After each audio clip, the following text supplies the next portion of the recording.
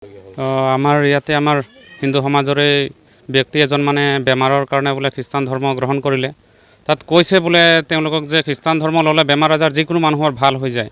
তো আমি তাকে চিন্তা কৰিছোঁ ক'তবা যদি মানুহ কিবা কৰিবলৈ গ'লে ডক্টৰৰ ওচৰত গ'লেও যদি বেমাৰ হ'লে আমাৰ মানুহজন যদি বেলেগ সম্প্ৰদায়ৰ হয়, আমি হিন্দু হয়, তেওঁ যদি ডক্টৰজন মুছলিম হয়, তেতিয়া কি আমি মুছলিম হৈ যাব লাগিব ডক্টৰজনে আমাক ভাল কৰি দিয়াৰ লগে লগে? তো তাতে কিবা পইচা পাতিৰ লেনদেন আছে নে কি আছে এইটোতো আমি নাজানো।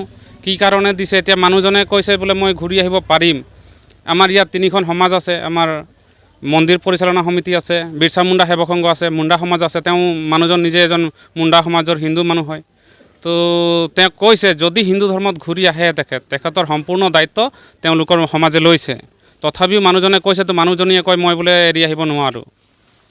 তো এতিয়া মানুহজনীয়ে যদি নাহে তো মানুহজনেও আহিব নোৱাৰিব। এতিয়া আমাৰ আগত কৈছে আহিম বুলি, হয়তো আকৌ 1 ঘণ্টা বা 24 ঘণ্টাৰ ভিতৰত কি বা হয় তেওঁলোকৰ, আকৌ পিছত গুচি যাব পাৰে।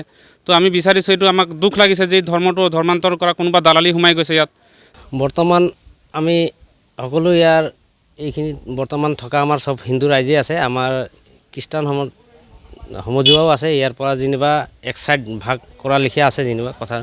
তাৰে ভিতৰত আমাৰ সমাজৰ ভিতৰত এই অক্ৰান্ত লীলা কৰি ইয়াত যেনিবা আমাৰ এই পৰিয়ালৰে সমাজৰে আমাৰ ককায়ে হয় মানা কেৰকেটা, তাক মানে কি হিচাপে লৈছে, পইচাই দি লৈছে নে কিবা একটা কৰাই লৈছে এইটো নাজানো, কিন্তু বৰ একটা এইটো বেয়া হৈছে কথাটো।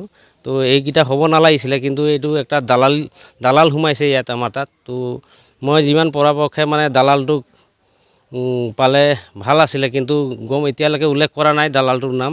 কিন্তু এইটো দালালটো আমি পালে তাৰ বিশেষ একটা ৰাইজে ব্যৱস্থা ল'ব বুলি মোৰ ফালৰ পৰা আশা একটা।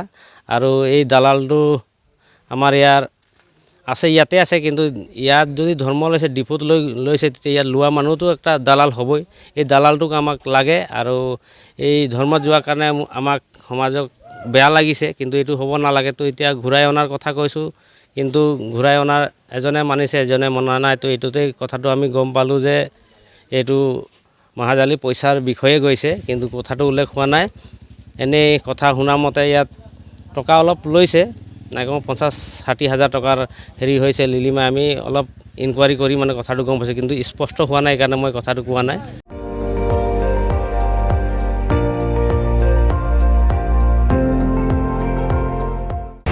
আপুনি চাই আছে ND24, সৰ্বশ্ৰেষ্ঠ নহয় সৰ্বোত্তমৰ দৌৰত।